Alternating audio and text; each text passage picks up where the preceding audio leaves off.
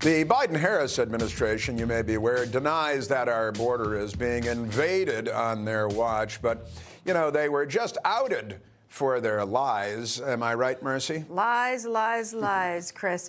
Some damning testimony at a House Homeland Security Committee hearing yesterday by recently retired senior Customs and Border Protection Patrol agent Aaron Heitke of the San Diego region. Take a listen. Prior to this administration, the San Diego sector averaged 10 to 15 SIA arrests per year. Once word was out the border was far easier to cross, San Diego went to over 100 SIAs in 2022, well over that in 2023, and even more than that registered this year. These are only the ones we caught. At the time, I was told I could not release any information on this increase in SIAs or mention any of the arrests. The administration was trying to convince the public there was no threat at the border.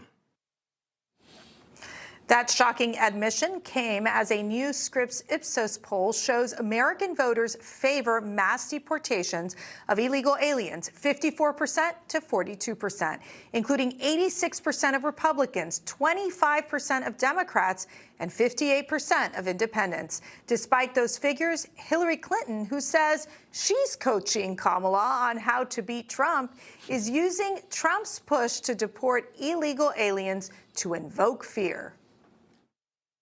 What Trump is doing, which is implementing his policy with military troops in the street to, grab the woman who waits on you at the diner, pick up the guy who's, mowing the grass in the neighbor's yard, not because you have any information about them, but because of the way they look or maybe their first language.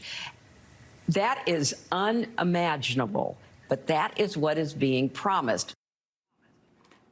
Kelly, why is Hillary lying? I mean, that's like just a because lie. she's talking. Listen, all they need to do is look back at the Obama administration, right? Barack Obama was called the mass deporter.